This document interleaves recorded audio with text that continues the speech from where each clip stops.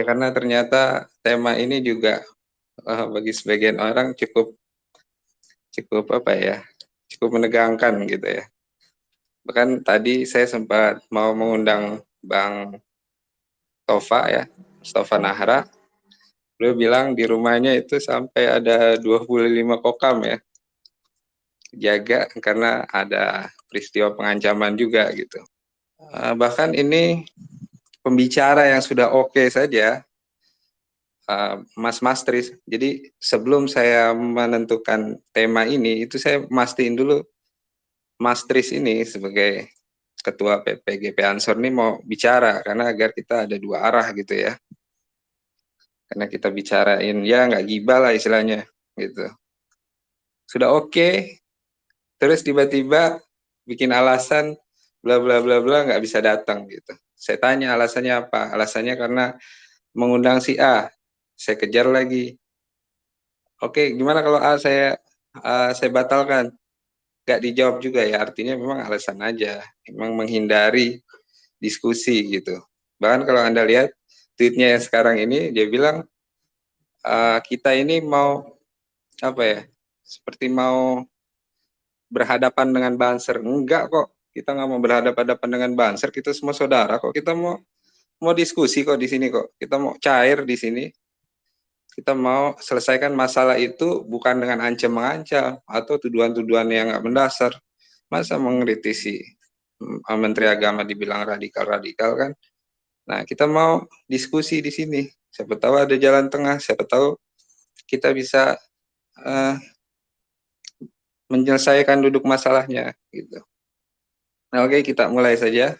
Dan buat teman-teman juga, mohon maaf,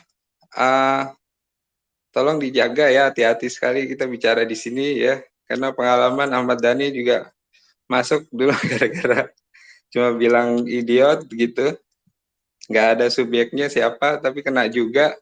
Maka ini saya tolong dijaga gitu, biar nggak ada delik di sini.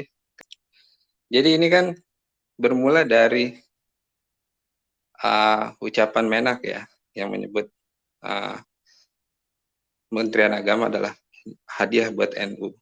Kemudian juga menyebut bahwa NU paling berjasa atas menghilangnya 7 butir piagam Jakarta, yang di dalamnya itu kutipannya adalah kewajiban menjalankan syariat Islam bagi pemeluk-pemeluknya.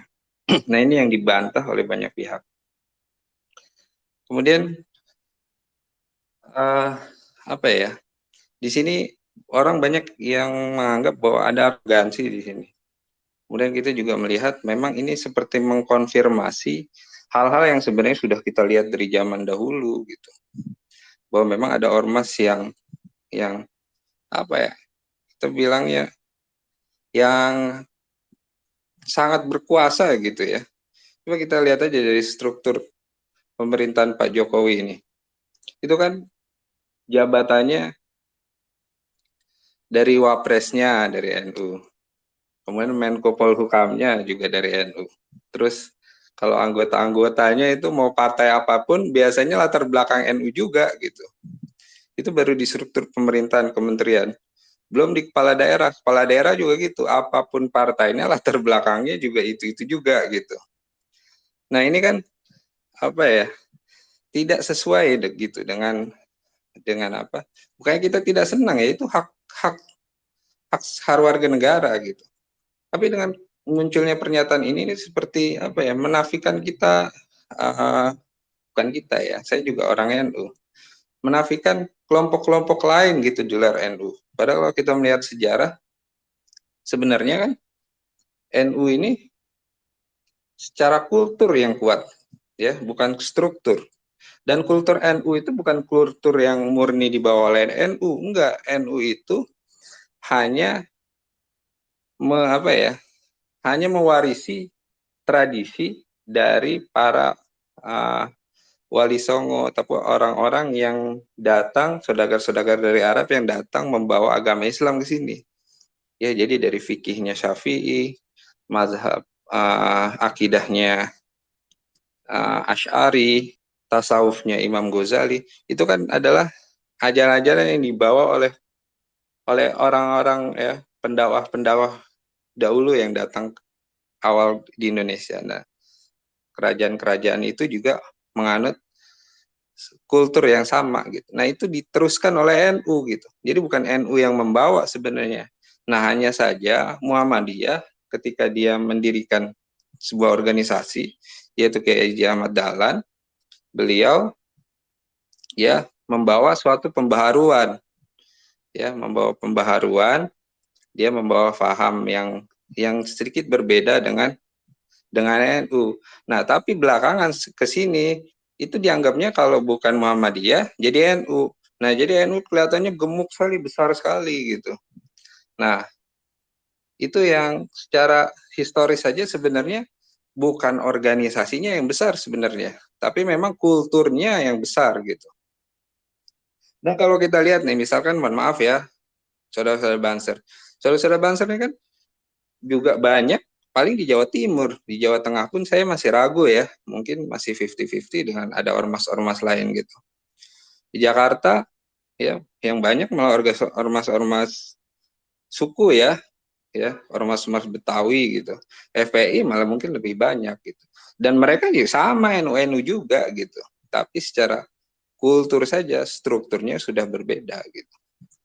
Nah, kira-kira itulah yang kemudian sekarang ini jadi kayak ada apa ya, ucapan Gus Yakut ini kemudian seperti membuka tabir gitu ya, untuk tabir bahwa ada organisasi yang sangat berkuasa sekali gitu ya. Nah, ini yang mau kita perbincangkan. Nah, sambil menunggu pembicara yang lain, saya kasih mic dulu ke Bang Niko. Mungkin Bang Niko, silakan Bang. Oke, Assalamualaikum warahmatullahi wabarakatuh. Salam sejahtera bagi kita semua. Terima kasih Bang Eko atas kesempatannya. Salam juga kepada Bang Hukum dan teman-teman yang lain yang nggak bisa disebutkan satu persatu. Kalau aku sih melihat Kementerian Agama ini kementerian yang istilahnya diskriminatif banget gitu loh. Karena apa? Karena menterinya sampai hari ini belum pernah yang beragama dari non-Muslim. Ini yang seharusnya menjadi apa? Seharusnya ini jadi Kementerian Agama Islam doang, gitu loh. Kalau aku sih melihatnya itu, aku nggak apa yang dikatakan Gus Yakul itu, aku rasa sih sah-sah saja selama itu berada di dalam forum internalnya. Tapi yang jadi masalah hari ini adalah ketika pembicaraan di forum internal itu dibuka dalam ruang-ruang publik, maka itu bukan lagi pembicaraan internal, tapi sudah menjadi pembicaraan publik. Seharusnya kalau memang itu menjadi pembicaraan internal, baiknya mereka itu tidak mengupload atau apapun, tidak membicara di secara di di YouTube. Seharusnya itu hanya sebatas internal mereka. Tapi ini masalahnya semua pun bisa mengakses, semua pun bisa melihat apa yang dikatakannya. Dan lucunya malah aku melihat itu hanya menjadi apa ya? Menjadi satu titik kecemburuan di mana dia dengan entengnya Menteri Agama mengatakan itu menjadi hadiah. Nah, ketika itu menjadi hadiah, maka kapan sih kesempatan bagi non-muslim itu untuk menjadi Menteri Agama? Makanya lebih baik Kementerian Agama itu dibubarkan saja. Toh juga Kementerian Agama itu yang kita lihat menjadi carut marut, menjadi tempat praktek korupsi paling besar gitu loh. Masih ingat, masih segar dalam ingatan kita di Kementerian Agama itu kalau nggak salah ada korupsi Al-Quran. Kitab suci saja dikorupsi apalagi yang lain-lainnya. Jadi nggak heran di negeri kita bansos pun diembat gitu loh. Nah, makanya aku mencoba melemparkan itu kepada kawan-kawan. Mungkin ada kawan-kawan yang bisa menambahin. Waktu dan tempat persilakan. Kalau saya sih melihat ini sebenarnya persoalannya itu bukan pada Kementerian Agamanya ya, tapi pada figur Menteri Agama itu sendiri.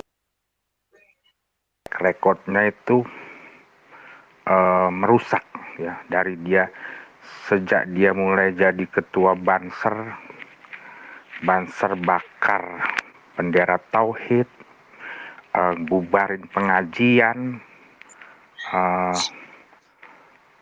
dan lain lagi lah gitu.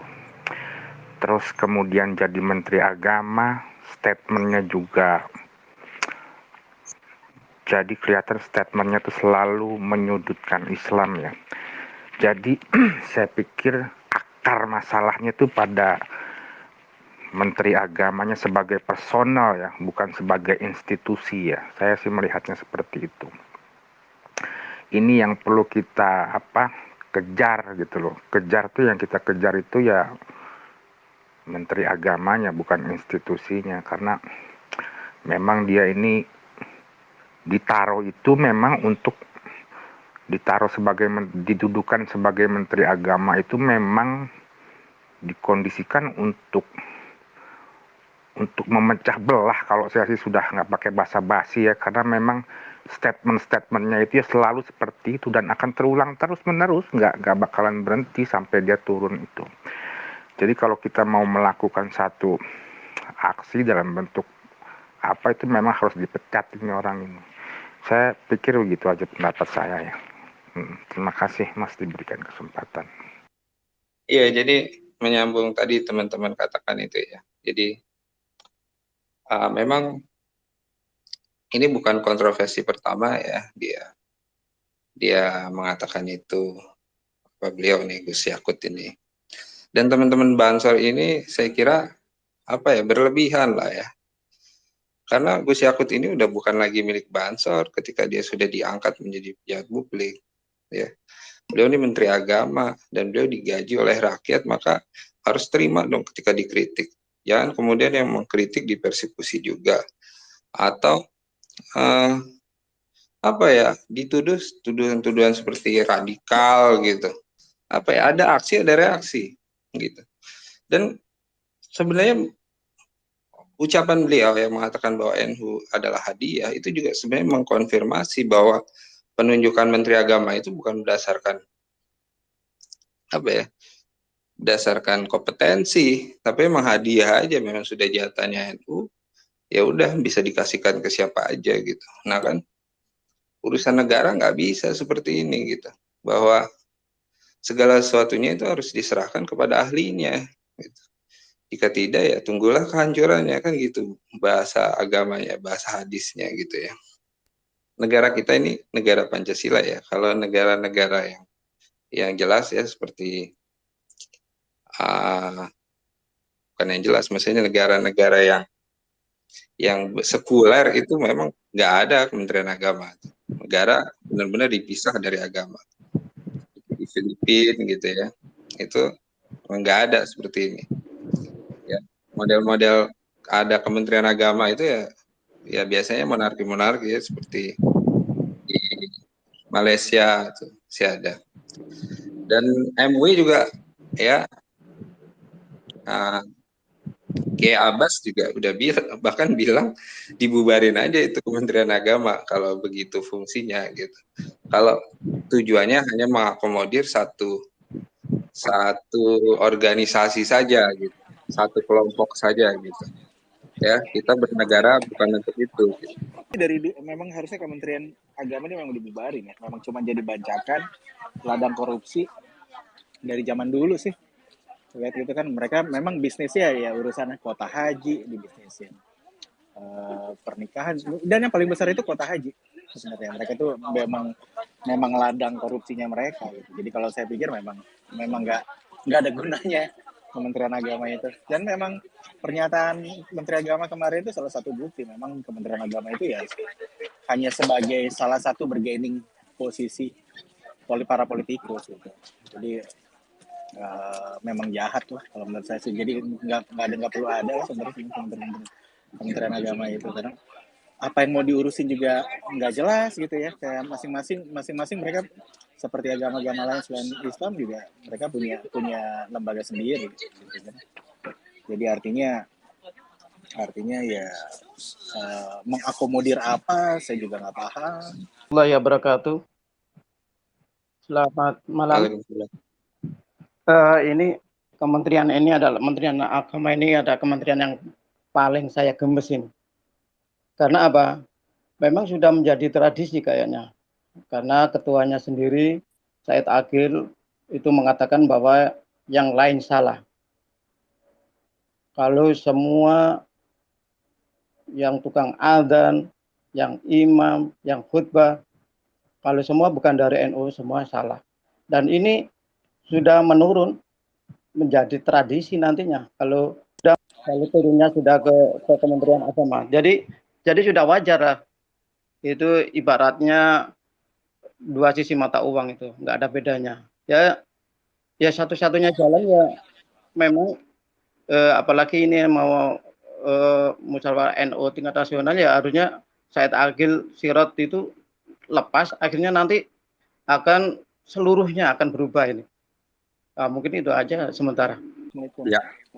Assalamualaikum warahmatullahi wabarakatuh. Waalaikumsalam. Baik, saya sependapat dengan Bapak tadi itu, ini oknum. Oknum yang diutus yang tidak menguasai dan mencemarkan nama besar NU dan nama besar Departemen Keagamaan ini. Yang semestinya orang-orang di sini ini yang punya kejiwaan mempersatukan antar umat beragama, saling toleransi, saling sayang menyayangkan, itu sebenarnya tujuannya. Tetapi karena yang dibentuk dan dipilih ini adalah orang-orang yang memang tidak kompeten di tempatnya itu. Itu bermasalahnya. Saya tidak menyalahkan bahwa NU itu. Semestinya orang-orang NU itu tersinggung dengan pernyataan dia ini membawa-bawa nama NU, padahal tingkah laku dan perbuatannya tidak mencerminkan sebagaimana keyakinan NU itu wariskan kepada kita semua ini. Nah, kalau saya begitu. Dan bukan 1-2 kali kita melihat Departemen Agama ini yang diwakili oleh salah satu organisasi keagamaan itu yang mencemarkan nama baik, nama besarnya NU. Ini orangnya, ini oknum. Ya, sebenarnya Departemen Agama itu bagus. Bagaimana dia bisa menata negara ini agar umat beragama di negara ini saling toleransi, saling sayang menyayangi. Bukan kayak orang membelah bambu. Satu diinjak, satu diangkat. Ini karena orangnya memang, tapi saya sendiri pernah baca-baca, pernah dengar-dengar memang kualitas dia ya cukuplah S3, yang enggak apa-apa lah. Kalau komentarnya begini-begini ya kita maklum saja. Cuma kasihan nama besar NU tercemar dari orang-orang ini. Mungkin itu saja dari saya. Terima kasih. Assalamualaikum warahmatullahi wabarakatuh. Terima kasih Bang Arfa. Yang lain gimana? Assalamualaikum warahmatullahi wabarakatuh. Semuanya, selamat malam. Bang Eko, Ya. Bang Nikolaus, dan lain-lain. Kalau saya pribadi, saya tidak sependapat jika Kementerian Agama itu dibubarkan. Itu pendapat yang sangat keliru. Kenapa saya bilang keliru? Karena negara Republik Indonesia ini, kita tidak bicara berlandasan agama, tidak. Perjuangan kemerdekaan negara ini, leluhur kita tuh berjuang, para santri dan lain-lain, dan harus ada kementerian itu. Cuman saja yang perlu diperbaiki itu oknum. Harus digaris bawah itu oknum. Nah, kita lihat selama ini kita bicara yang di hilir sementara hulur lebih rusak. Di eksekutif hancur berantakan, maka di bawahnya ikut semua hancur. Gitu ya, kesempatan oknum berapa kelompok itu yang merusak NU dengan agamanya yang sesat itu, gitu loh. Tidak ada umat Islam yang punya peluang duduk di sebuah jabatan yang betul-betul paling mulia, ya, kalau dibilang menteri agama atau tokoh-tokoh agama, yang tokoh-tokoh NU yang duduk di jabatan-jabatan seperti itu, kok buat statement yang menyimpang, yang merusak Islam. Mereka ini yang perlu. Yang diserang itu mereka, yang disalahkan itu mereka, yang dikritisi itu mereka. Gitu loh. Nah, kalau Kementerian Agama dibubarkan di Republik Indonesia ini, maka sekalian aja bikin Kementerian Komunis, gitu loh. Jadi itu saja pendapat saya maklumi yang lain punya pendapat itu masing-masing. Perbedaan itu harus ada gitu. Nah, jadi itu menurut saya sih, Bang Eko.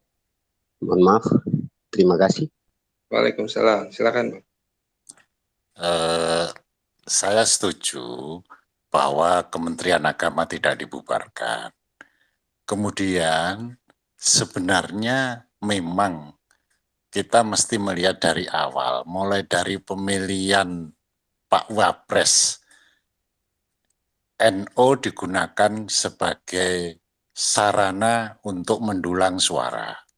Sehingga memang sudah ada seperti utang piutang yang harus dibayar penguasa kepada organisasi NO. Dengan demikian, untuk mempertahankan kekuasaan pada periode berikutnya, maka pejabat yang dipilih untuk menduduki jabatan-jabatan ini yang dari NO itu juga diharapkan sebagai orang-orang yang mampu untuk mendulang suara, menyokong periode berikutnya. Sehingga kapasitas di dalam menjalankan tugasnya di kementerian itu tidak menjadi pertimbangan utama. Jadi itu masalahnya. Kemudian saya berharap sebenarnya ketika kemudian Menteri Agama ini menyampaikan bahwa sesuai dengan sejarah penghapusan 7 kata dari Piagam Jakarta itu sebagaimana dalam videonya Pak Menteri Agama yang kemudian itu menjadi polemik. Apakah sudah apakah tidak waktunya hal-hal seperti itu sekarang ini diperjelas supaya kejadiannya tidak seperti kejadian 65 yang sekarang ini digoreng, diragukan kebenarannya walaupun mungkin ada sisi-sisi yang memang perlu diperjelas. Sehingga tidak ada organisasi maupun orang yang mengabaikan peran organisasi dan orang lain dalam perjuangan kemerdekaan itu. Itu dari saya kiranya sebuah pendapat yang mungkin terlalu dangkal, monggo. Tapi saya meyakini bahwa apa yang terjadi ini merupakan bagian dari usaha untuk ke periode berikutnya. Ada kesinambungan khususnya pada pendukung-pendukung penguasa saat ini. Assalamualaikum warahmatullahi wabarakatuh. Bang Eko, selain ada orang-orangnya atau oknum-oknumnya, seharusnya yang tadi saya katakan bahwa pemerintah harus hadir untuk menenangkan situasi seperti ini. Jangan nanti menjadi bom waktu lah gitu. Jadi harusnya pemerintah tuh hadir di sini dalam hal seperti ini. Pemerintah harus hadir, memberikan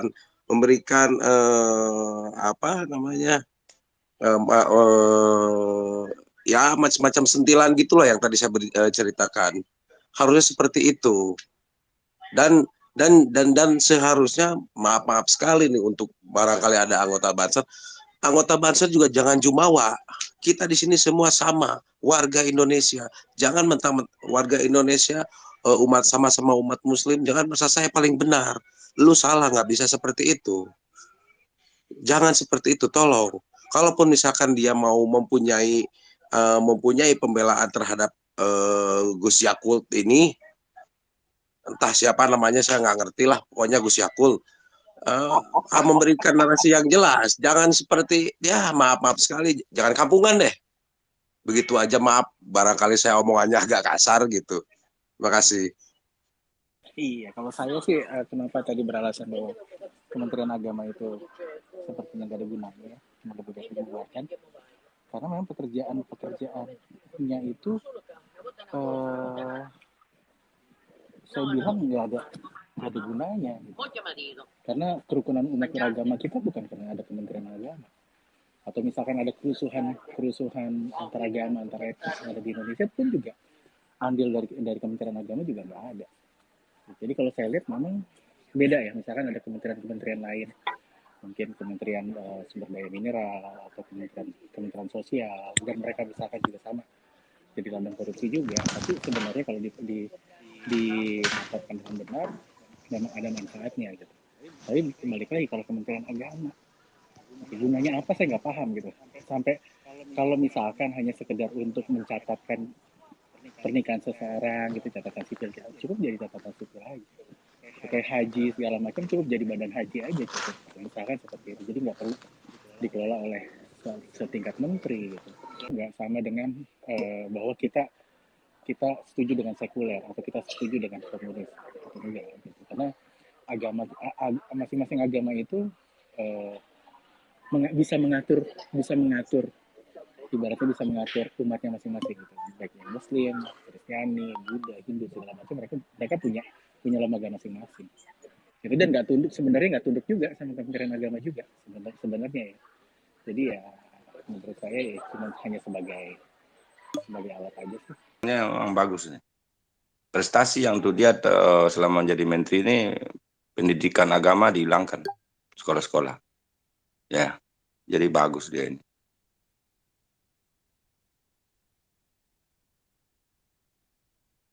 Ya di sisi lain dia mengangkat organisasi besar yang dihargai oleh negara ini dengan kelakuan dia mencemarkan nama besar itu, menangis itu para kiai di kuburan itu dengan kelakuan dia ini. Sayangnya lagi pendukungnya ini pakai kacamata kuda. Mari sadar, jangan nunjuk orang yang akan membuat malu kita. Ya, cuma urus apa yang dia urus? Haji pun tak beres, pendidikan agama juga hilang di sekolah-sekolah. Apa ini? Karena ketidakmampuannya bersandar satu organisasi yang notabene merusak organisasi yang dia sandarkan itu. Saya itu saja, sekian, terima kasih. Saya mau menambahkan apa yang dikatakan Gus Yakut bahwa NU mengambil keuntungan. Sebenarnya saya nggak setuju juga, karena saya yang juga orang NU nggak ngerasain itu gitu. Dan NU itu yang dimaksud siapa? NU siapa? NU mana gitu? Apa hanya elit-elitnya aja? Ya kan kita di bawah nggak ngerasain apa-apa. Pesantren-pesantren coba saat pandemi ini kan ngeluh semua. Apa ada bantuan dari pemerintah? Nggak ada juga. Padahal itu pesantren paling banyak ada pesantren-pesantren NU. Kalau pesantren-pesantren yang milik elit-elit ya kita nggak tahu lah seperti apa gitu. Tapi yang kita lihat ini bahwa NU mengambil keuntungan, saya kira enggak juga lah. Jadi memang apa ya? Jadi kita banyak nggak setujunya bukan karena Gus Yakutnya. Terus terang buat saya sih sebagai orang NU gitu ya. Kalau orang NU dipatenkan gitu ya, atau ormas NU dipatenkan untuk jadi Menteri Agama ya secara turun-temurun gitu. Menurut saya ya sah saja selama kalau kualitasnya benar gitu. Tapi kita lihat juga apa yang diomongin Gus Yakut juga enggak kok, kita nggak ngerasain itu kok. NU mana yang mengambil manfaat yang seperti itu ya. Karena organisasi ini kalau kita lihat dia memang bukan alat perburuan kekuasaan. Dia hanya mencetak orang-orang terbaik dalam rangka melayani kehidupan umat beragama dalam konteks Islam saja, dan kemudian mencetak pemimpin-pemimpin yang berkualitas yang bisa mewakili visi mereka, visi Islam dalam kerangka saja, dan juga membentuk masyarakat yang religi, masyarakat yang baik di bidang pendidikan, sosial, dan lain-lain. Tapi kalau dia ditarik-tarik dalam hubungan kekuasaan ini memang sulit ditemukan karena memang ada masalah. Misal sampai sekarang ini ormas NU itu agak sulit untuk menegakkan landasan konsep mukadimah kanan kasasi 1926 yang dirumuskan oleh para ulama pada saat itu dan dibacakan oleh Hasyim Asy'ari. organisasi ini keluar semakin jauh dari prinsip itu. Nah, sampai ke sekarang ini dia menjadi alat politik. Jadi ketika Yakut mengatakan ada jatah Kementerian Agama untuk NU, ini bahasa premanisme berjubah agama. Bahasa badut yang tidak nyambung dengan reality, tidak nyambung dengan idealnya organisasi NU. Jadi gugur dari sisi terminologi, dari sisi bacaan sosiologi NU, histori, politik, semua gugur. Ibarat kotoran dengan sesuatu yang suci. Yang menarik itu harus dilihat secara utuh. Yakut bisa berbicara gitu karena memang dia dibentuk oleh kelompok yang membajak organisasi NU, yang selama ini mereka menikmati organisasi ini untuk kepentingan hawa nafsu mereka. Dan mereka itu sangat jelas sekali di ruang publik, misal Gus Dur, anaknya, bapaknya, ya kan, mereka berburu dalam kekuasaan. Dan semangat perburuan kekuasaan itu sekarang ini dimunculkan, ditonjolkan oleh Yakut secara sempurna. Jadi tidak ada alasan untuk dari dimensi organisasi NU maupun akal sehat untuk membela dan membenarkan pernyataan Yakut. Itu kira-kira menurut saya. Masih ada waktu? Bang, dengar-dengar abang dilaporkan bang, itu terkait apa bang? Ya, saya dilaporkan ini sudah dari dulu, dari zaman saya lawan Soeharto, zaman SBY. Sudah dokumen arsip pelaporan udah banyak soal saya, macam-macam lah. Halo? Iya. Yang terbaru ini soal NU ada kaitannya dengan pernyataan Gus Yakut ini, bang? Bukan. Saya karena bilang saya ini begini. Organisasi NU yang sekarang ini sebenarnya kalau dicaci maki itu nggak apa-apa. Karena dia bukan lagi orisinil, dia sudah melewati satu proses politik yang sangat busuk dan simbol-simbolnya itu sudah melewati proses editing yang sangat banyak rekayasa. Jadi kalau kita mengkritik organisasi NU yang sejak awal dibentuk itu nggak boleh, karena memang tujuannya luhur, tujuannya sangat mulia. Tidak ada cita-cita di dalam perburuan kekuasaan atau menciptakan permusuhan sesama umat Islam atas nama apa, tidak ada.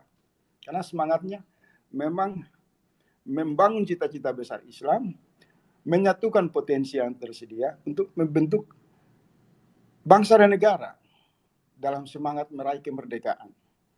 Nah, NU pada zaman itu adalah NU yang memang diisi oleh para ulama yang bisa diklaim sebagai representasi dari perwakilan Rasulullah, perwakilan Nabi. Tapi kalau NU yang kemudian kita hadapi sekarang ini barang busuk, bakul sampah. Maki saja nggak apa-apa, memang isinya nggak ada ulama. Isinya tuh politisi busuk, tukang cari uang, tukang ketik proposal. Isinya itu badut-badut politik. Dan tidak sejalan dengan prinsip-prinsip perjuangan yang dicita-citakan oleh para pendirinya. Jadi jangan kaget kalau saya maki-maki atau saya hujat organisasi NU saat ini, karena ini hasil editing, hasil rekayasa, ini kamuflase, ini topeng, dan jumlah mereka tuh sedikit, hanya karena mereka menggunakan terminologi ulama dan mengklaim mewakili aswaja, sehingga seolah-olah mereka mewakili aspirasi umat Islam. Kita lihat saja dalam peta politik begitu sangat jelas. Mereka sudah turunkan seluruh ulama dengan sorban-sorban yang mereka mobilisasi, santri-santri. Hasilnya kan PKB hanya mendapatkan tidak lebih di bawah 8% dalam sejak pembentukan sampai sekarang. Bahkan saya perkiraan saya, PKB ini akan hancur di tahun 2024. Karena dia menjual organisasi NU, dia mencitrakan dia Islam, tapi di dalamnya itu udah jadi sarang penyamun. Menjadi sarang hanya proyek-proyek anti radikalisme yang mereka orderkan lewat saluran-saluran politik secara culas. Jadi harus ada keberanian anak-anak muda yang sudah terbiasa memilih handphone KW dan handphone yang ori. Kan tiap hari itu kan kita lihat masyarakat kita nih, pintar sekali mereka memilih ini handphone yang bagus, ini handphone yang KW. Dalam konteks organisasi, mereka juga harus mengatakan NU sekarang ini adalah KW, bukan ORI. Ini barang busuk. Apakah dengan bahasa-bahasa saya ini kemudian mereka lapor saja? Saya nggak peduli. Karena saya bisa berargumentasi mau bahwa memang ini barang busuk, ini organisasi. Kecuali kritik saya kepada ulama-ulama aswaja. Kritik saya kepada masyarakat ahli sunnah wal jamaah, pasti saya takut. Karena sejauh itu mereka terpisah dengan organisasi. Tapi sampai hari ini kritik saya adalah organisasi Nahdlatul Ulama. Bahkan saya sebenarnya setelah membaca lebih jauh dan menemukan di awal-awal pendirian organisasi ini, sejujurnya saya nangis. Bagaimana seorang Hasyim Asy'ari yang mereka sebut besar itu bisa meninggalkan sahabat seperjuangan, yaitu Kiai Haji Al-Ulama Hasan Gipo, yang hilang dalam sejarahnya. Saya sejak memahami dan melihat itu secara dalam, saya rasa simpati saya kepada Hasyim Asy'ari itu hilang. Rasa simpati, rasa saya kepada Hasyim Asy'ari itu kehilangan selera, hilang sama sekali. Karena menurut saya, dia bersama Hasan Gipo sama-sama membangun organisasi. Tiba-tiba di tengah jalan, seseorang yang berkontribusi besar kepada organisasi ini hilang di tengah jalan. Dan kuburannya baru ditemukan pada tahun 2015. Menurut saya organisasi ini ada masalah.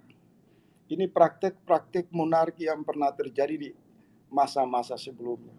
Hanya saja karena mereka mengklaim mereka besar, mereka aswaja, orang kemudian jadi takut. Kalau saya pikir itu kemarin, sekarang saya sudah berteriak melawan semua itu. Dan pelan-pelan orang mulai berani dan saya yakin akan jadi tsunami. Karena semangatnya memang harus merubah dan mengembalikan organisasi ini kepada tujuan semula. Kalau ada yang coba-coba berdiri di sana, bazir-bazir yang digerakkan oleh kelompok Gus Durian, kalian mau kumpul berapa banyak, kalian nggak bisa. Kalian tidak bisa menangkis suara kebenaran. Karena suara kebenaran itu bukan datang karena rekayasa, karena satu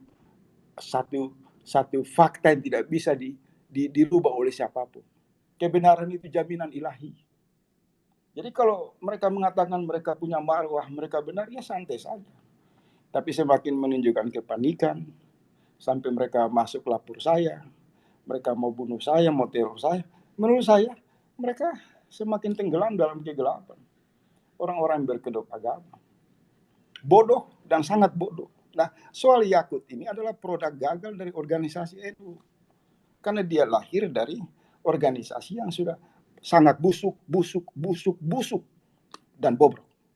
Jadi dia tidak bisa disimpulkan dalam tata nilai yang bisa dihormati, bisa dirujuk, nggak bisa. Dia jadi Menteri Agama saja itu sudah menunjukkan NU itu bangkrut. Apa sudah nggak ada orang lain lagi? Hanya yang dicari itu adalah satpam penjaga ideologi. Jadi harus ada keberanian, dan yakinlah bahwa yang namanya kebenaran itu perintah Allah. Kita hanya bersuara, kita hanya melakukan semampu kita. Insya Allah nanti kebenaran itu yang memiliki energi ilahi yang bekerja, yang tidak bisa dibendung. Saya percaya kepada hal-hal seperti itu. Oleh sebab itu menurut saya, pembicaraan saya sebelumnya pada forum sebelumnya, jangan pernah cengeng, jangan pernah mengeluh, jangan pernah merasa takut. Berbicara yang benar, berbicara terus, dan jangan ada rekayasa, apa adanya. Karena biarkan ruang malaikat dan ruang ilahiyah, tauhid itu bekerja mengangkat, memperbesar suara kebenaran kita. Tugas kita hanya bersuara bahwa organisasi NU adalah kumpulan para badut, sudah menyimpang jauh dari sejarah, ada manipulasi, ini kejahatan bertopeng agama, perlu diaudit, diforensik secara komprehensif. Sisanya nanti tugas malaikat sama kebesaran ilahi yang bekerja untuk mengobrak-abrik mereka. Begitu kira-kira. Terima kasih. Jadi yang dulu ya. abang, ya, bentar bang. Jadi yang abang kritisi itu elitnya ya bang ya. Kalau ormas secara kulturalnya kan marah juga sebenarnya orang-orang NU, abang bilang begitu gitu kan. Ya santri-santri, kiai-kiai, ya kan Kalau orang-orang yang begini, tidak terlibat dalam berorganisasian itu gitu. begini, ya itu bukti bahwa organisasi ini kan melakukan kejahatan dan penipuan. Organisasi ini melakukan penipuan ketika dia tidak bisa membedakan organisasi dan aswaja. Organisasi NU ini manusia-manusia saja. Sementara di luar NU jangan dibilang masyarakat Nahdlatul Ulama. Masyarakat Nahdlatul Ulama itu enggak ada. Yang ada itu masyarakat Muslim bermazhab aswaja. Jadi kalau mereka mengatakan saya NU, loh dari mana saya tahu kamu NU? Di KTP kamu Muslim, dalam tradisi Islam kamu itu menjalankan banyak mazhab, dan sebagian besar di Indonesia adalah bermazhab aswaja. Jadi tidak ada. Ketika saya mengatakan NU itu adalah sudah pasti adalah organisasi. Nahdlatul Ulama ada simbolnya, ada orang-orangnya, ada kantor-kantor cabang yang sudah jadi rumah-rumah hantu karena kosong. Nanti muktamar baru ramai. Mereka cari proposal, cari tiket, baru mereka ke muktamar. Jadi nggak ada alasan atas nama santri, atas nama NU, atas nama kiai-kiai, nggak ada. Karena jelas sekali NU itu organisasi. Kalau ketika dikatakan dia masyarakat NU, bagaimana bukti-bukti dia masyarakat NU? Ya kan? Berarti organisasi ini secara dakwah gagal dong, karena dakwah itu tidak pernah mengatakan masyarakat NU, masyarakat Muslim. Iya kan? Nah, klaim-klaim ini yang berlangsung selama ini kemudian menjadi politisasi, seolah-olah kelembagaan ormas ini dia mewakili suara mayoritas umat Islam. Yang saya katakan ini adalah kebohongan. Karena fakta mengatakan bahwa dalam dimensi politik, masyarakat NU yang mereka sebut masyarakat NU itu tidak memberi kepercayaan kepada ulama-ulama yang merekomendasikan PKB sebagai saluran politik. Mereka hanya cuma 7-8%. Itu juga saya ragukan jumlah yang mereka dapat. Bisa saja 5%, cuma karena basisnya di Jawa Timur, KPUD-nya orang-orang mereka, ya bisa saja. Dengan pemilu-pemilu yang tidak transparan itu mereka mendapat suara yang besar. Jadi sudahlah, klaim-klaim mewakili umat Islam terbesar dengan stempel NU itu bahasa-bahasa di toilet sana, bahasa orang bodoh. Ini organisasi lokal. Dia hanya ada di Jawa Timur paling terbesar, kemudian dipaksakan untuk menjadi satu klaim nasional. Kalau kita ke Indonesia Timur, ke Sumatera, jangan jauh-jauh lah, kita ke Jawa Barat, Banten, keragaman itu lebih menonjol daripada NU. Jadi biarkan saja mereka bereaksi. Menurut saya mereka sudah sangat menyimpang jauh. Insya Allah saya percaya Allah tidak membiarkan mereka Amin. langsung dengan seperti ini. Yakin. Dan saya bertanya mereka, kenapa mereka tidak berani mengungkap Hasan Gimpo? Itu senjata nuklir itu bahaya. Saya kasih tahu. Semakin banyak umat Islam tahu tentang peran Hasan Gimpo, kalau di share, kita bikin foto-fotonya. Percaya saya, rontok ini barang. Udahlah.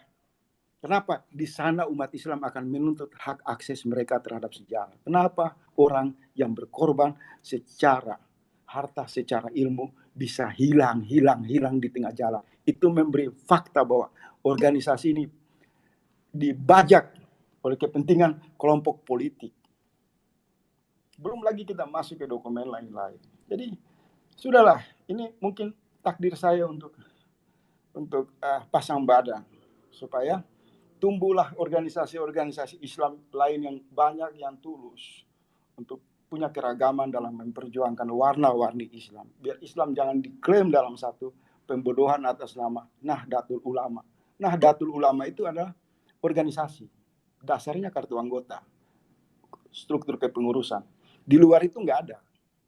Kalau mereka berani klaim di pengadilan, saya siap. Kalah itu mereka, udahlah, Saya udah tinju, tim saya udah kerja, udah bikin analisis. Jadi itu dulu pembuka dari saya. Itu sikap saya. Maaf saya bicara apa adanya. Apa adanya. Bahkan saya nantang mubahlah. Itu tulus saya. Karena fitnah-fitnah yang diarahkan ke saya. Biarkan saya sendiri tidak apa-apa. Mudah-mudahan Allah menggerakkan hati dari orang-orang tulus ini.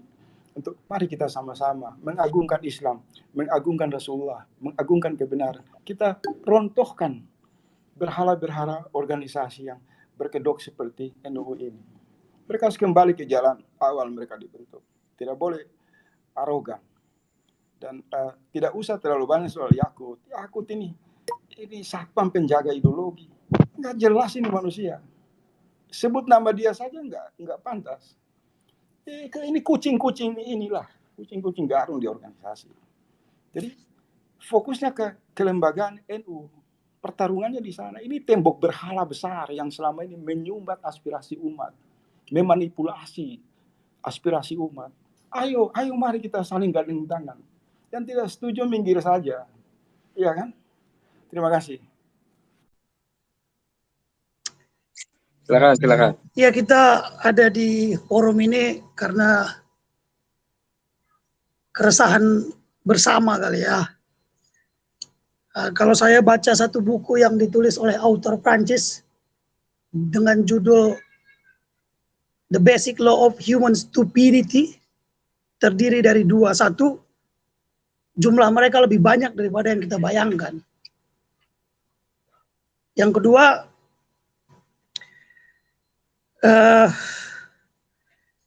tidak dibatasi oleh kehidupan sosial, pangkat, jabatan, pendidikan, bahkan mereka yang pernah mendapatkan Nobel Prize sekalipun dapat menjadi bodoh.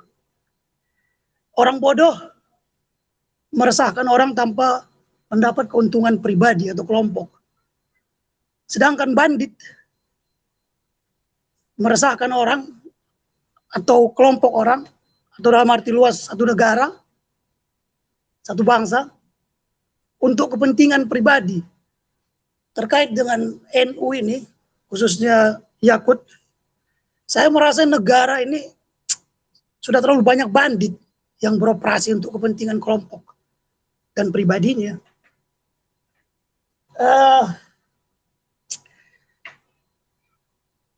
Kita lihat sekarang sudah jauh dari cita-cita NU sendiri, sudah jauh dari cita-cita yang dibentuk oleh pendirinya seperti yang disampaikan oleh Bang Faisal tadi. Tapi saya sedikit, NU itu kan hanya hanya perahu. Saya merasa perahu ini diisi sampah. Berjalannya waktu diisi penjahat-penjahat, itu yang saya lihat. Sehingga mereka bersembunyi di balik NU itu sendiri. Saya ingin tanya juga dengan Bang Faisal, apakah keresahan kita saat ini hanya karena oknum-oknum seperti Yakut atau menteri-menteri atau pejabat, penyelenggara negara, atau more than that, atau lebih dari itu? Maksud saya begini, saya membaca 60 kurang lebih buku John Maxwell tentang leadership skill. Saya tidak melihat ada kepemimpinan kita yang influence-nya begitu baik. John Maxwell menyebutkan pemimpinan itu hanya tentang influence. Sementara negara kita mengeluarkan APBN untuk influencer atau buzzer. Nah, saya melihat lebih dari hanya sekedar menteri atau pejabat-pejabat lainnya, bahkan lebih tinggi di atas itu. Mungkin itu aja Bang Faisal. Pak Eko, terima kasih. Assalamualaikum warahmatullahi wabarakatuh. Mas Eko, selamat malam. Warahmatullahi wabarakatuh. Bang Faisal, Pak Arfak, dan yang lain, Mas Niko. Gini, kalau Mira lebih melihatnya itu gini, semua kekacauan yang ada di negara kita ini karena satu aja, mereka itu yang menjabat sekarang itu bukan ahlinya. Jadi kayak kementerian NU itu, ya itu andaikan seorang menterinya yang betul-betul ngerti gitu, bukan karena balas budi atau apa gitu ya. Jadi memang benar-benar diberikan jabatan kementerian itu kepada orang yang mempunyai ini ya, mempunyai skill, mempunyai apa namanya di bidangnya gitu. Insya Allah nggak ada Kementerian NU itu ya nggak ada kayak gitu, nggak sampai terlontar kata-kata seperti itu. Terus semuanya, jadi di negara ini nih semuanya nggak ini ya, nggak apa namanya, nggak diberikan kepada yang ini ya, yang profesional. Awal-awal dari pemerintahan Jokowi, Mira pikir ya, oh bener ini asik kayaknya, apa Menteri Pendidikannya Pak Anies rektor waktu itu pernah menjabat sebagai rektor. Oh bener ini asik, bakal bisa jalan. Terus ini siapa, Bapak Rizal Ramli juga pernah gabung di situ. Wah ini benar-benar bisa jalan. Ternyata reshuffle diberikan kepada ya. Jadi ya gitulah. Jadi kita semua pasti tahu lah. Semua kekacauan di negeri ini, yaitu intinya yang menjabat bukan yang memiliki skill. Udah gitu aja dari Mira. Assalamualaikum warahmatullahi wabarakatuh. Bang Faisal, Mira sempat mengidolkan Bang Faisal, tapi akhir-akhir kayaknya ya gimana lah gitu ya. Alhamdulillah bisa ketemu di sini. Assalamualaikum warahmatullahi wabarakatuh. Salam sejahtera bagi kita semua. Waalaikumsalam warahmatullahi wabarakatuh. Keren yang dipaparkan Bang Faisal tadi. Apa yang dipaparkan Bang Faisal tadi itu ada benarnya juga, karena apa yang dipaparkan Bang Faisal tadi memang ada benarnya juga. Hari ini kita melihat hanya segelintir orang yang mengatakan mereka paling wah, mereka paling berjasa, mereka paling apa. Dan kita tergelitik ketika seorang menteri mengatakan bahwasannya itu adalah hadiah. Ini kan sebuah kebrengsekan berpikir gitu loh. Yang menjadi pertanyaan, apa sih gunanya Kementerian Agama itu bagi rakyat? Kita tidak melihat ada manfaatnya gitu loh. Karena yang terjadi adalah adanya diskriminasi terhadap agama yang lain. Jadi seolah-olah Kementerian Agama milik satu agama, walaupun kita tahu agama itu mayoritas. Tapi seharusnya yang didorong adalah bukan diskriminasi pada penguasaan satu orang tok gitu loh. Ya, apalagi hari ini yang kita lihat Kementerian Agama itu berisi yang jauh dari kegiatan-kegiatan keagamaan. Misalnya kita lihat begitu. Seharusnya Kementerian Agama itu diisi oleh tokoh-tokoh agama yang benar-benar bagaimana menjalankan fungsi-fungsi agama itu sendiri. Tapi hari ini yang kita lihat, apa yang kayak kata Bang Faisal tadi, ada benarnya juga. Ketika kita lihat, ketika ada bicara muktamar baru ini berbondong-bondong ramai, dan lihat saja ketika ada muktamar, proposal akan masuk kepada dinas-dinas untuk mereka berangkat. Itu yang akan terjadi gitu loh. Karena memang organisasi-organisasi hari ini hadirnya bukan untuk menjadi garda terdepan untuk mendidik rakyat, membentengi rakyat dan melindungi rakyat, tapi menjadi garda terdepan untuk merampok uang rakyat dalam konsep bantuan-bantuan. Inilah realita yang kita terjadi. Makanya dulu beberapa kasus yang ada di Sumut, selalu bantuan sosial itu hilang. Bahkan yang sampai terakhir di tingkat kementerian saja bantuan sosial itu pun dikentit juga. Ini kan realita dari pendidikan yang dilakukan oleh organisasi adalah bagaimana menciptakan proposal sebanyak-banyaknya. Ini realita yang kita lihat gitu loh. Jadi orang yang berorganisasi bukan dilatih untuk menjadi mesin-mesin penggerak membangkitkan ekonomi, tapi menjadi mesin-mesin pencetak proposal. Dan itu fakta yang kita lihat hari ini, teman-teman. Makanya ketika Bang Faisal mengkritik satu ormas besar, ormas tertua, ya aku tertarik aja melihat kritik dia. Karena bukan cuma di ormas itu saja kegiatan-kegiatan proposal itu terjadi. tapi hampir seluruh ormas. Makanya ada istilah kita di gerakan, adanya bandit-bandit proposal gitu loh. Yang tujuannya adalah untuk memperkaya individu masing-masing. Dan ini benar-benar terjadi. Bahkan ormas-ormas itu yang saling berbenturan satu dengan lainnya. Kita sudah menyaksikan berapa kali antara ormas A dan ormas B perang, bacok-bacokan, bunuh-bunuhan. Dan itu terjadi di lapangan. Dan hasilnya adalah hadirnya organisasi-organisasi yang berbasis masyarakat. Bukan menjadi pendorong masyarakat untuk meningkatkan taraf hidupnya, tapi menjadi perpanjangan tangan dari pihak-pihak oligarki untuk melakukan pengamanan A, pengamanan B, pengamanan C, dan rata-rata ormas-ormas ini dipakai untuk menyingkirkan petani dari tanahnya, untuk menyingkirkan buruh dari pabriknya, untuk menyingkirkan mahasiswa dari kampusnya. Ini yang terjadi ketika apa? Ketika mereka petani, buruh, mahasiswa, dan lain-lainnya bersuara, maka akan berbenturan dengan ormas-ormas ini. Ujungnya dalam ormas-ormas yang terbentuk hari ini adalah munculnya sikap-sikap premanisme.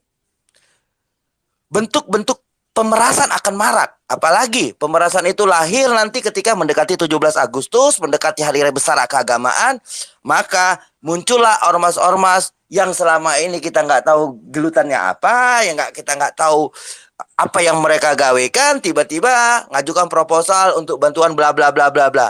Inilah realita yang terjadi gitu loh. Nah, aku sangat bangga ketika melihat Bang Faisal berani menggelitik sebuah ormas besar. Karena apa? Ketika besar ini kita diganggu, maka yang kecil ini pun akan kesibukan gitu loh. Karena ormas-ormas hari ini bukan lagi ormas-ormas benteng rakyat, tapi menjadi ormas pemeras rakyat. Contohnya saja ketika kita lihat pedagang kaki lima hanya pakai pinggir jalan, yang terjadi adalah mengataskan nama ormas A untuk meminta uang keamanan. Ini fakta-fakta konkret kawan-kawan.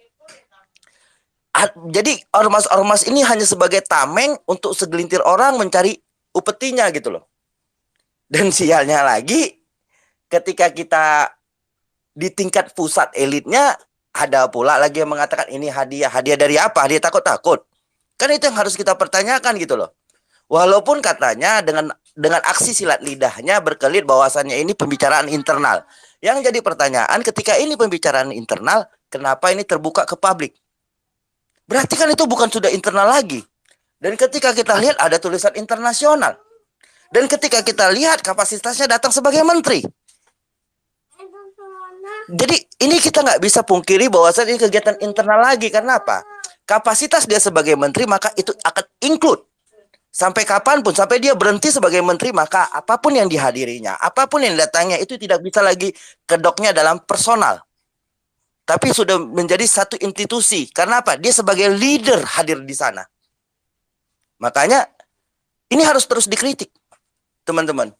Dan kritik ini dipicu Bang Faisal yang sangat keren aku lihat, apalagi aku nonton YouTube ini sangat keren, betul-betul menantangi. Dan ini sangat baik gitu loh. Sangat baik untuk apa? Pendidikan demokrasi kita. Pendidikan demokrasi kita ini harus terus dididik. Kita harus ruang-ruang publik itu harus diisi dengan perdebatan-perdebatan, bukan lapor-melapor. Ini yang harus terus kita dorong. Karena apa? Bagaimana pencerdasan kepada rakyat itu masuk kalau tidak diisi, ruang publik diisi oleh perdebatan-perdebatan dengan menggunakan akal dan pikiran. Mungkin segitu aja dari aku. Mana tahu ada yang bisa menambahkan lagi. Terima kasih Bang. Terima kasih Bang Niko. Bang Faisal nih sebelum dijawab ya.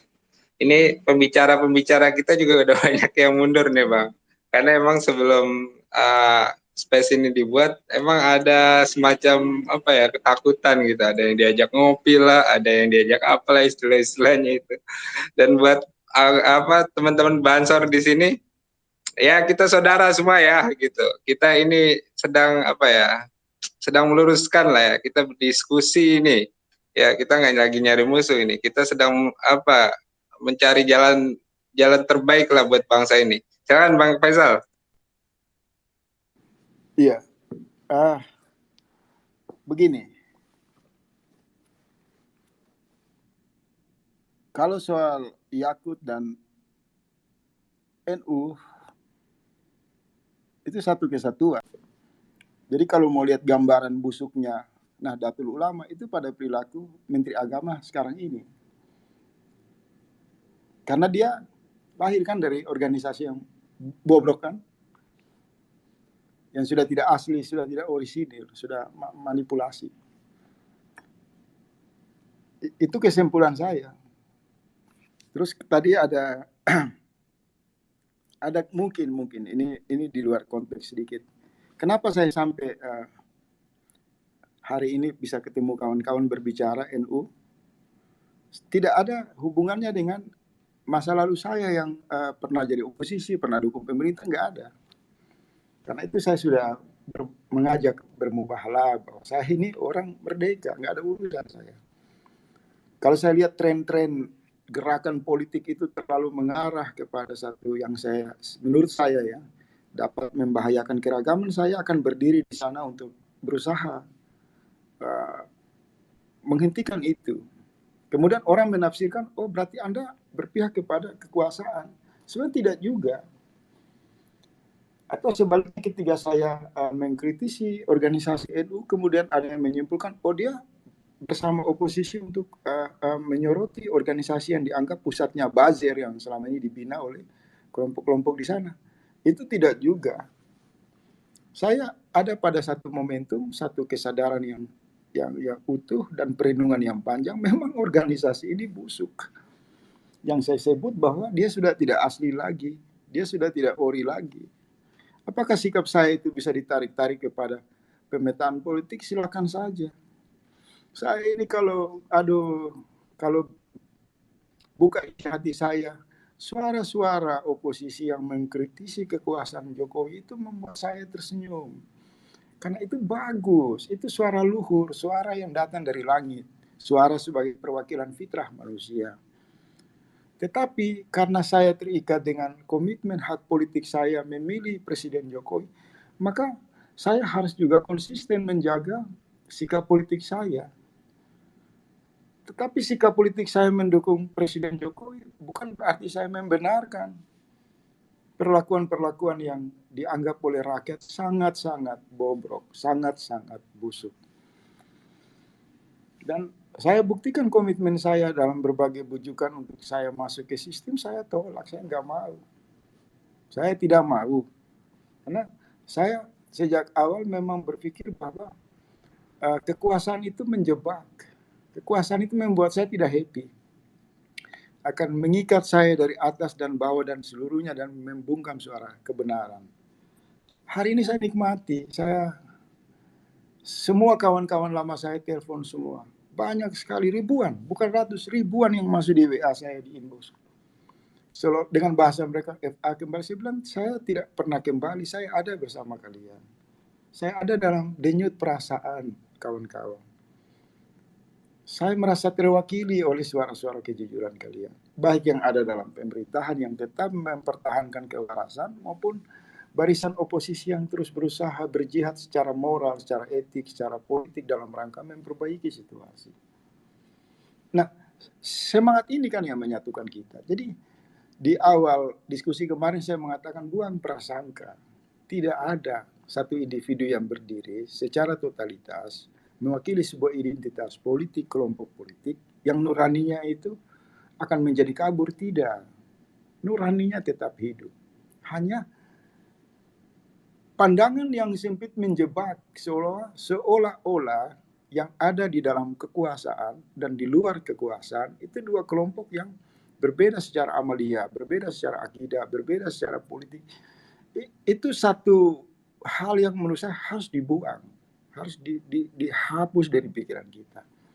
Sehingga kita akan sampai pada satu penyatuan energi dalam rangka memenangkan kebenaran.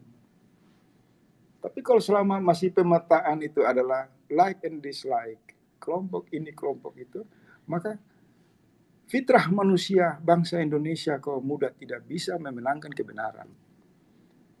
Sekarang momentumnya kita menemukan banyak masalah-masalah yang sangat substansial yang tadi disampaikan oleh sahabat-sahabat saya ya. Saya kira tinggal ke depan ini memang harus ada yang saya bilang itu pemetaan secara substansi untuk mengoreksi, untuk merubah, untuk mengambil sikap yang tegas. Kalau tidak ada pemetaan, maka diskusi itu berhenti menjadi curhatan, menjadi keluhan, menjadi sesuatu yang hanya melengkapi opini yang sangat warna-warni tapi tidak fokus pada perubahan yang fundamental.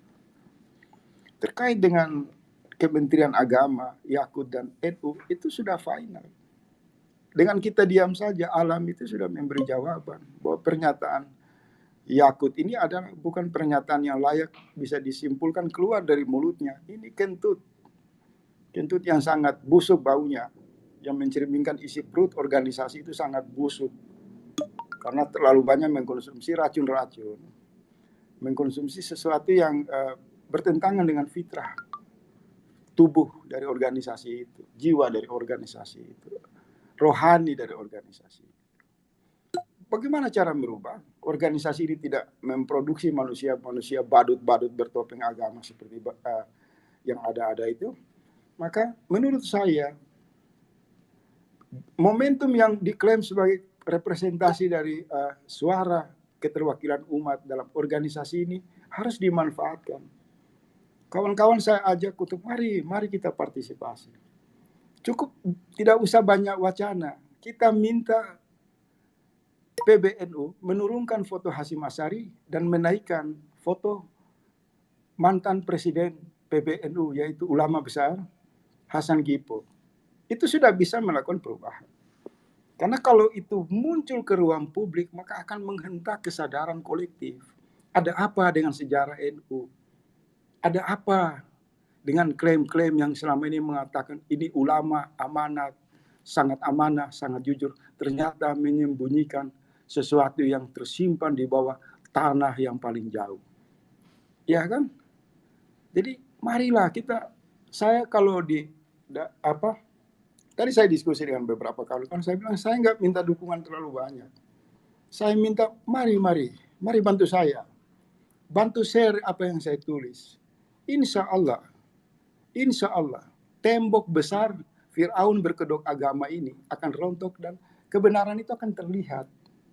Karena kalau tembok besar ini tidak rontok, ini agak susah suara rakyat itu sampai dalam kepada kekuasaan untuk mengoreksi masalah-masalah yang urgens, masalah-masalah yang substansi. Jadi NU ini bukan sekedar organisasi yang memanipulasi dari segi pendekatan kuantitas, tapi dia juga secara dia ini mesin perusak dengan daya rusaknya yang sangat luar biasa, yang dikendalikan oleh beberapa orang yang mengatasnamakan ulama yang tidak pernah diverifikasi apakah mereka ulama, tidak pernah bisa dibuktikan apakah mereka politisi atau ulama. Soal reaksi yang datang dari para kiai, para santri, orang-orang yang mengklaim diri adalah NU, itu omong kosong, nggak penting ditanggapi. Karena selama kita fokus pada organisasi yang menjadi penyangga kebohongan, maka akan terungkap, akan melepaskan kekuatan-kekuatan palsu itu yang mengklaim besar.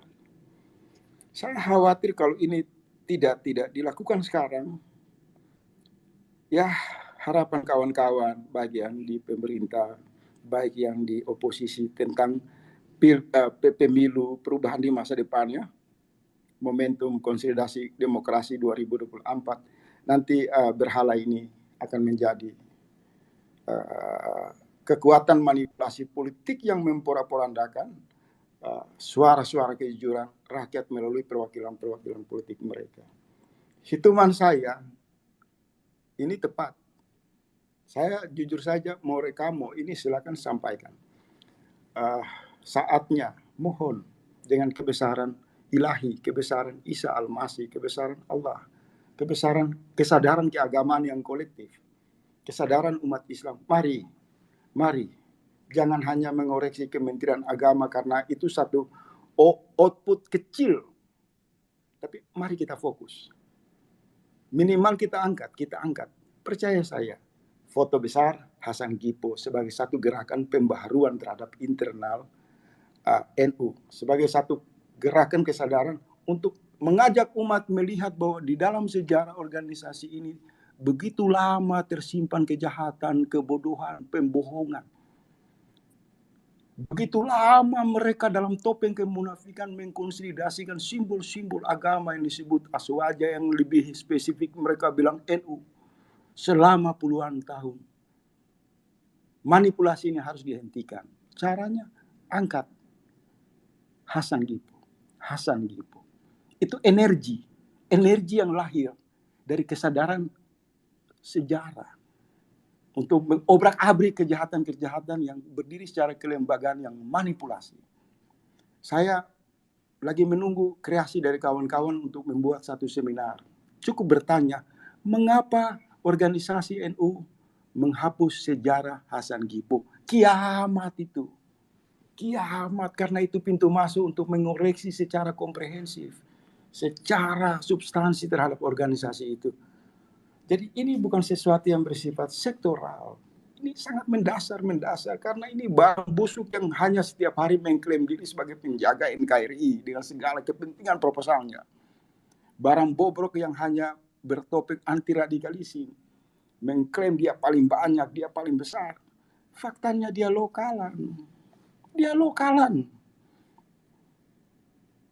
Begitu kira-kira menurut saya.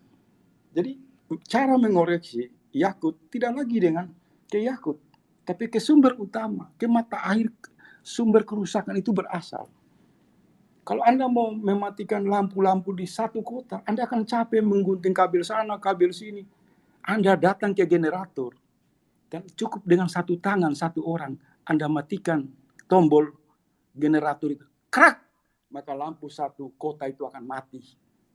Begitu juga di dalam melihat Yakut. Ini kabel-kabel kecil.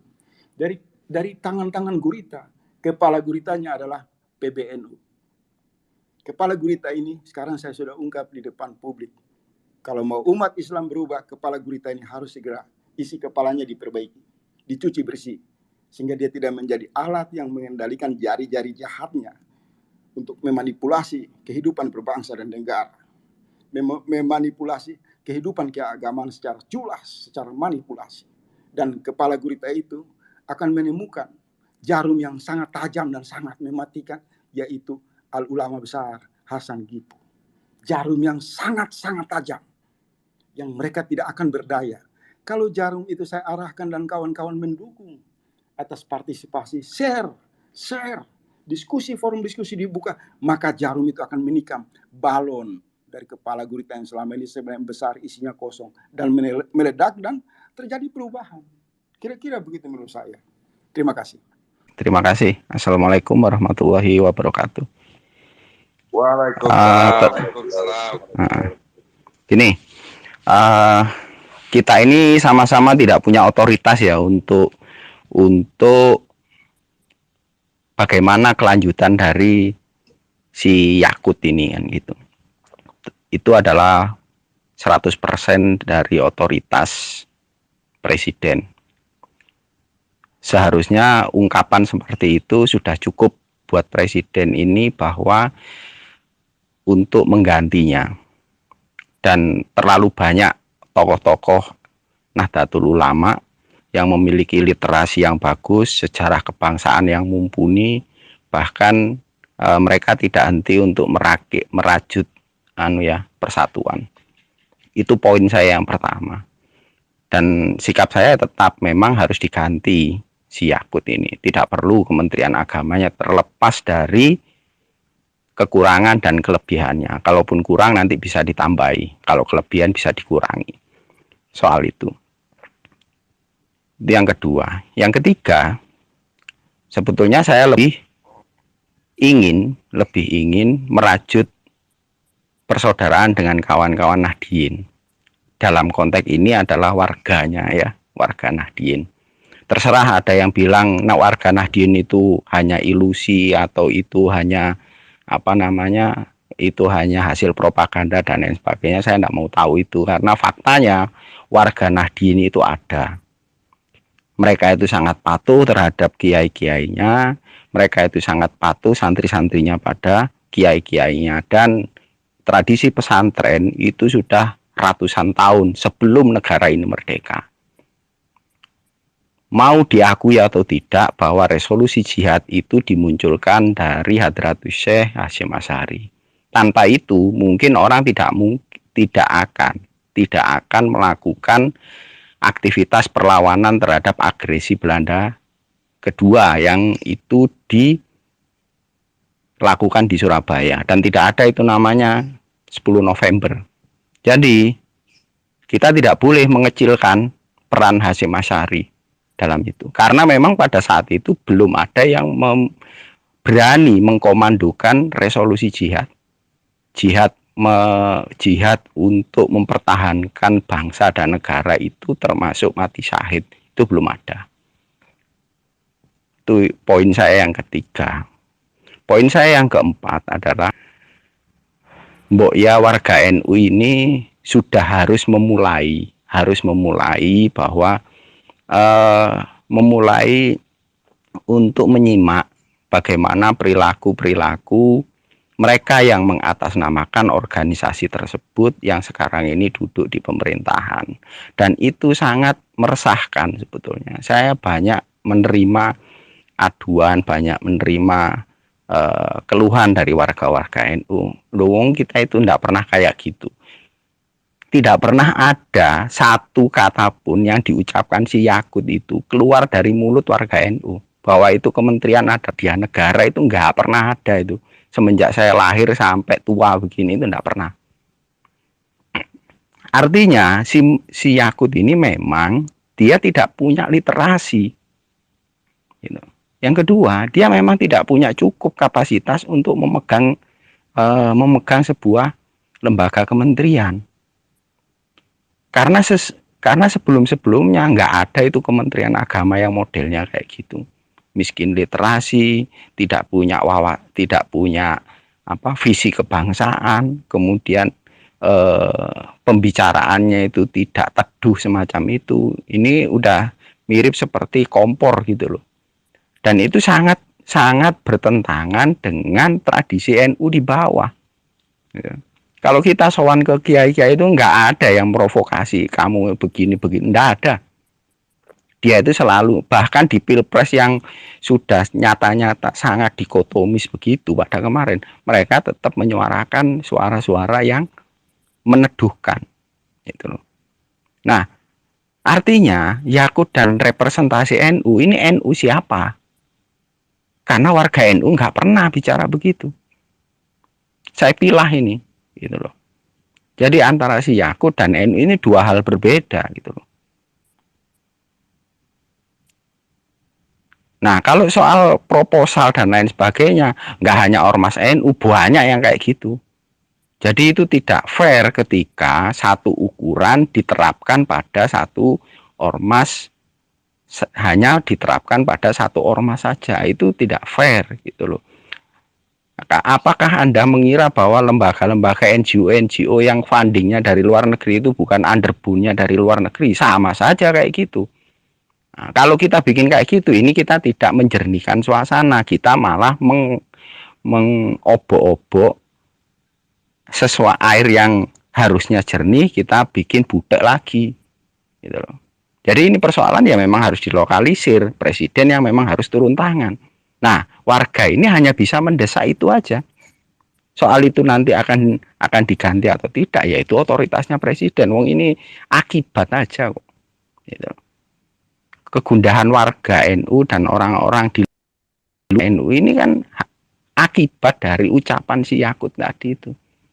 Gitu loh. Nah, ucapan yang tanpa literasi begini, ini sama sekali bukan tradisi pesantren, apalagi tradisi ulama. Ulama itu kalau bicara itu jelas, dalil aklinya jelas, dalil naklinya itu jelas, dalil aklinya itu jelas, pakai logika yang jelas. Itu baru muncul statement. Itu tradisinya. Tradisi di Nahdien terutama di pesantren gitu. Sedangkan ormas-ormas yang yang mengikut, yang mengekor di belakangnya itu tentu saja dari banyak akan masuk dari banyak unsur gitu loh. Itu yang kita harus pilah dulu. Ini NU siapa? NU yang mana? Karena NU nggak pernah begitu. Gitu loh. Kalau memang ada Hasan Kipo itu mau apa namanya dimunculkan lagi, misalnya dibicarakan kembali, ya silahkan. Tapi kalau itu dipakai untuk menegasikan Hasyim Asy'ari, saya berani taruhan nggak bakal bisa. Saya berani taruhan itu. Kenapa? Karena jasanya juga terlalu besar. Sama besarnya seperti Ahmad Dahlan, sama juga seperti Kiai Khalil Bangkalan, sama itu besarnya terhadap munculnya kemerdekaan negara ini. Jadi kalau Anda ingin menghapus itu dan seolah-olah itu nanti ketika munculnya si Hasan Kipo itu jadi sentral isi kepala guritanya PBNU, ya saya malah takut sebaliknya bisa lebih buruk dari sekarang. Karena akan banyak orang penumpang gelap yang masuk ke situ atas nama Hasan Kipo. Jadi yang penting gini, buat saya yang penting kita sesama warga negara ini, entah ormasnya NU, entah ormasnya FPI, entah ormasnya Persis dan lain sebagainya, kita ini tidak bisa menegasikan satu jasa orang. Waalaikumsalam warahmatullahi wabarakatuh. Ya, topiknya saya baru sekitar kurang lebih 20 menit saya join ya. Dan saya kurang lebih menangkap gitu ya dari beberapa pembicara. Kesan saya pertama kali untuk Faisal Assegaf ini brutal banget kata-katanya. Saya sendiri yang bukan santri dan saya ini hanya aktivis biasa lah, itu sampai nggak sanggup untuk memberikan kata-kata apa yang orang ngata-ngatain Kiai Haji Hasyim Asy'ari. Dia itu muhadis, dia itu pemegang hadis sanad dari Bukhari. Itu tercatat beliau itu di Mekah itu beliau belajar berapa lama? 2 kali kalau saya nggak ingat ya. 2 kali dia belajar, kemudian balik lagi ke Indonesia, terus balik lagi dia belajar 2 kali dia. Dan sampai dia dapat muhadis, sampai di Jawa Timur itu sampai ada kiai-kiai yang jalan berapa puluh kilometer, berapa ratus kilometer hanya untuk mendengarkan, mendapatkan ilmu dari Kiai Hasyim Asy'ari. Subhanallah, itu saya sendiri sakit dengarnya. Atau mungkin orangnya sakit, saya nggak tahu ya. Gak apa-apa lah, itu urusan dia. Masalah Yakut dan keturunan yang Gus Dur. Saya lihat berapa tweetnya itu Faisal Assegaf, mengapa dia bisa alasannya kenapa dia bisa gitu. Saya bisa tangkap. Dia memang ingin meruntuhkan Kementerian NU yang bobrok dan segala macam. Kalau saya ini besar di kalangan Muhammadiyah dan saya itu tidak suka dengan kata-kata seperti itu gitu loh. Kementerian dan NU apa hubungannya ya? Kalaupun memang ada link dari Kementerian Agama terhadap NU, ada kok menteri pertama gitu tuh HM Rashidi, dia bukan dari kalangan NU gitu ya. 10 tahun kemarin dipegang oleh Lukman Saifuddin, yang juga ayahnya Menteri Agama juga, memang kebetulan dari Nahdliyin.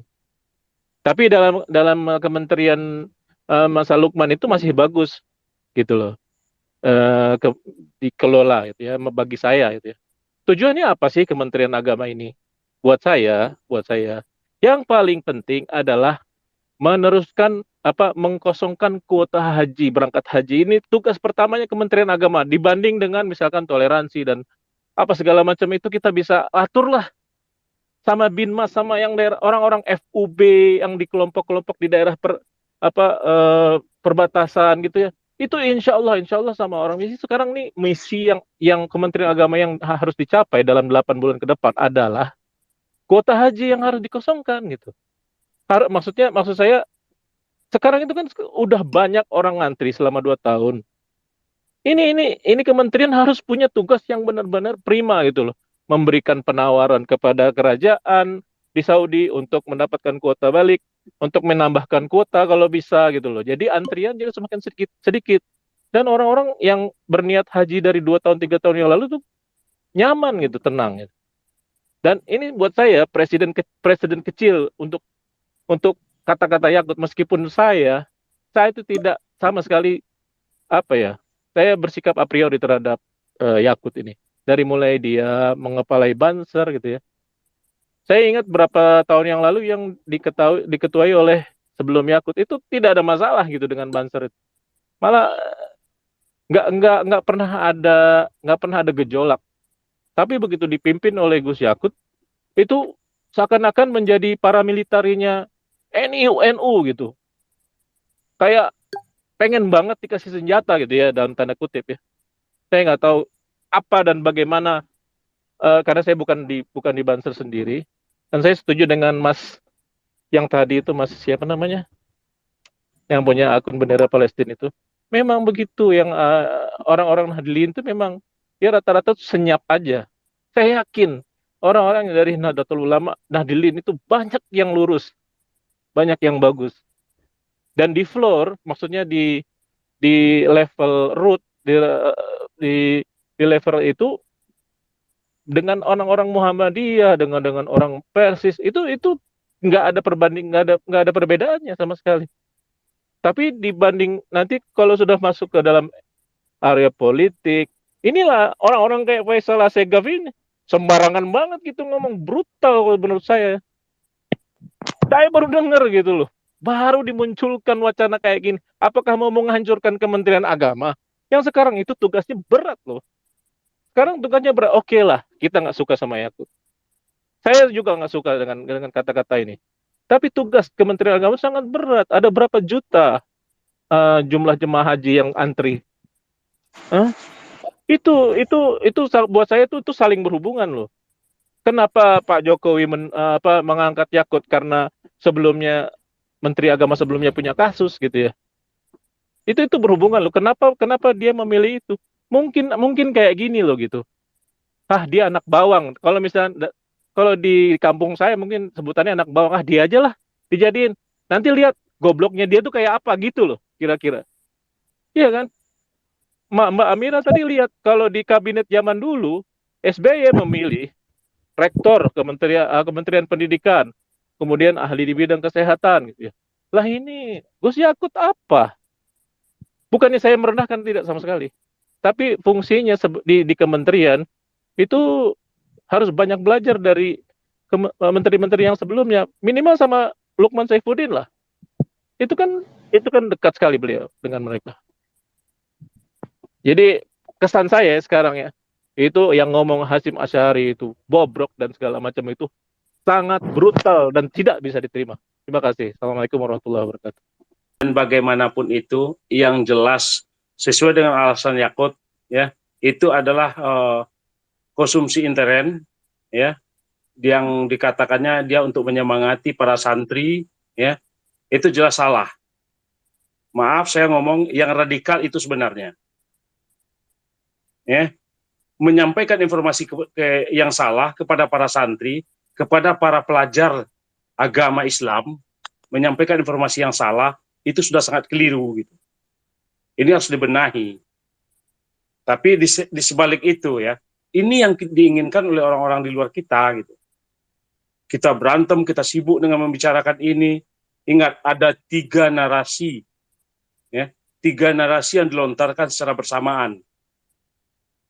Ini satu masalah Yakut, yang kedua masalah anjing yang mati di Aceh yang jadi viral, yang kedua masalah pelecehan ayat-ayat suci, ayat-ayat bacaan sholat oleh salah seorang artis. 3 narasi yang dikeluarkan dalam waktu yang hampir bersamaan. Apa tujuan dari ketiga ini? Untuk kita seperti ini, dan mereka sudah berhasil. Kita ribut antara kita sesama kita gitu.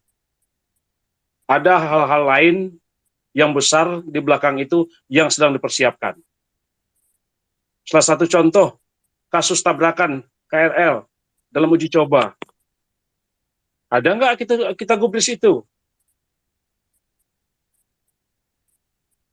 Terus PCR. Dan mungkin juga ya dengan kasusnya tabrakan KRL, biar kita semakin ngotot bagaimana kereta cepat Jakarta Bandung itu kita bahas juga gitu. Jadi tidak perlulah kita ribut kita sesama kita dengan narasi yang diberikan, apalagi seperti barusan antara Mas Hendro, ya, Bang Faisal, segala macam. Nggak perlu kita ribut sesama kita, ya. Memang jelas, memang benar, ya. NU semenjak di bawah ditangani atau dipimpin oleh SAS itu sudah sangat keliru gitu. Menurut saya, menurut kakek itu sudah sangat keliru. Mana ada Islam kesepakatan, mana ada Islam Nusantara. Islam itu dasarnya cuma dua, Al-Quran dan hadis. Nggak ada lagi yang lain dari itu. Jadi mari kita pikirkan lagi, kita luruskan lagi niat kita di sini, kalau memang benar-benar gitu. Ada hal yang harus kita perjuangkan. Boleh kita menyikapi ini, ya, tetapi jangan kita sampai ribut antara kita sesama kita.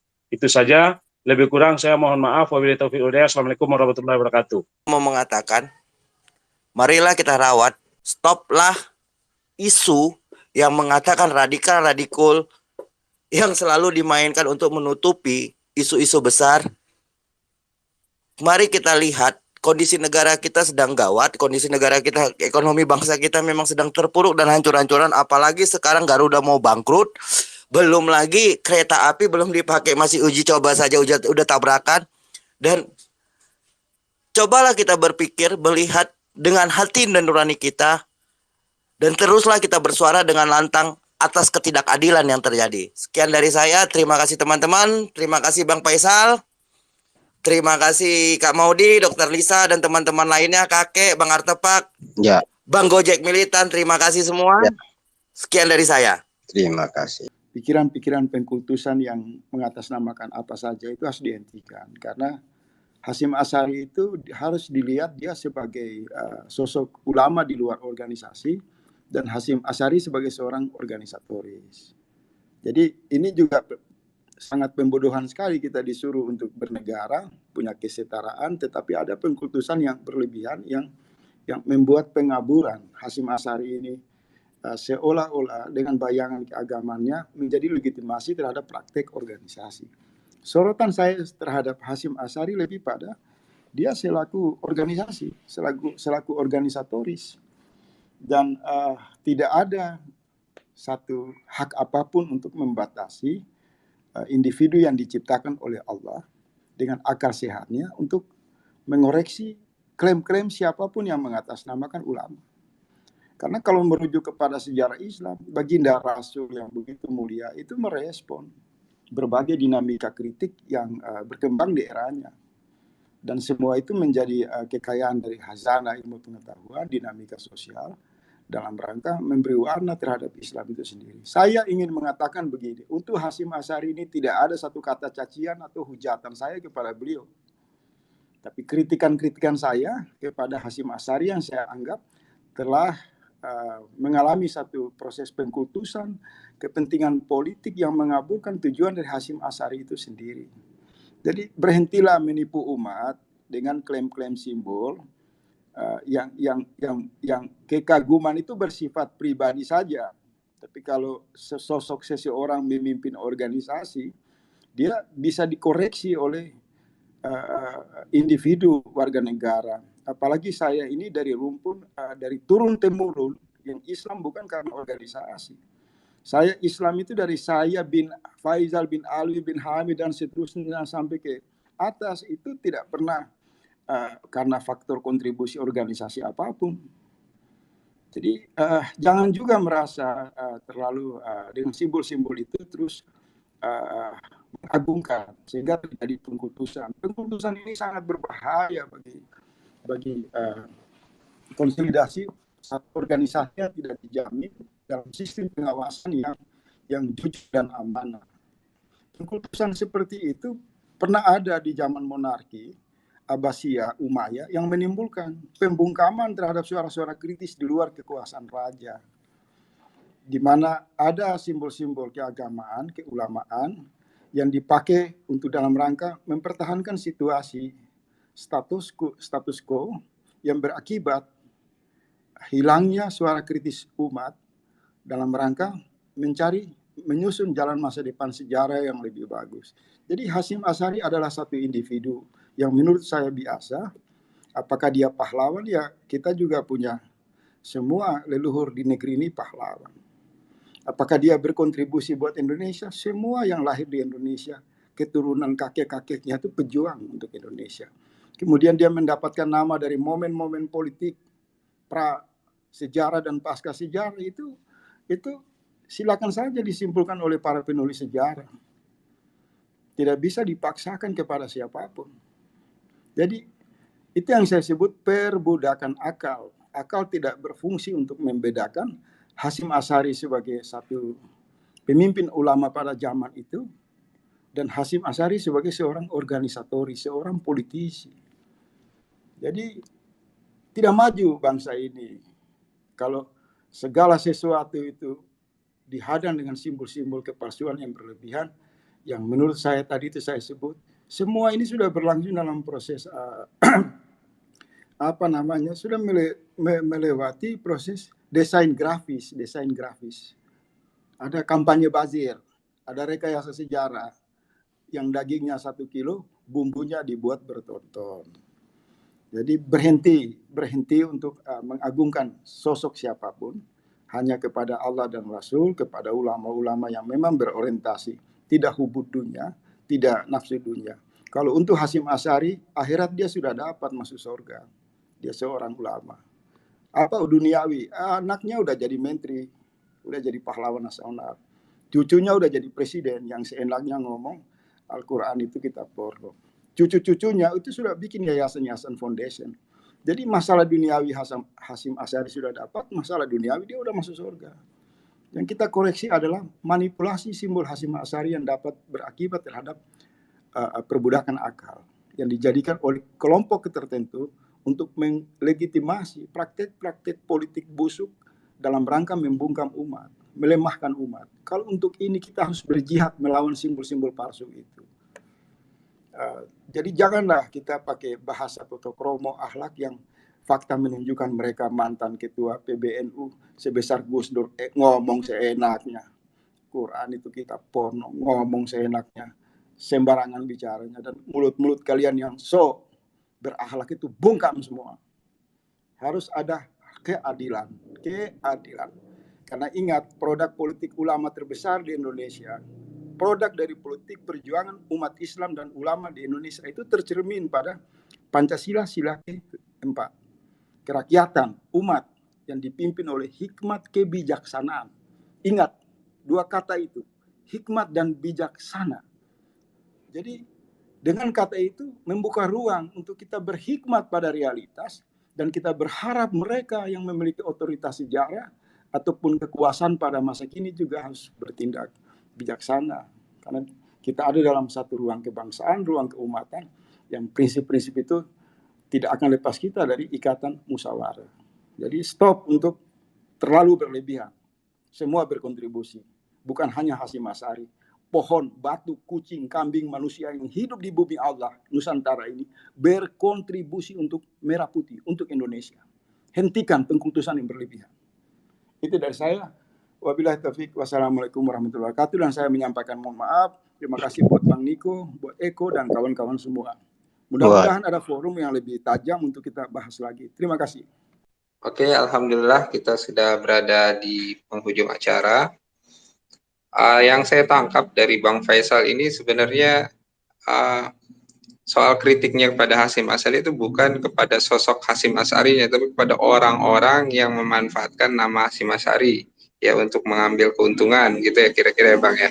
Karena dari awal yang bikin emosi ke Bang Faisal itu emang beliau seolah-olah emang mengkritiki sosok Hasyim Asy'ari gitu. Kan beliau sudah selesai gitu. Apa yang perlu masih dikritiki, tapi pada orang-orang yang mengambil keuntungan dari nama sosok Hasyim Asy'ari. Kemudian dari teman-teman yang lain adalah desakan kepada Presiden RI Republik Indonesia Bapak Joko Widodo untuk mengkoreksi sosok Menteri Agama yang kontroversial ini yang berkali-kali membuat gaduh publik ya, membuat memecah belah narasinya ya, dan lain-lain sebagainya itu. Kira-kira itu diskusi kita malam ini luar biasa sekali. Terima kasih buat semuanya.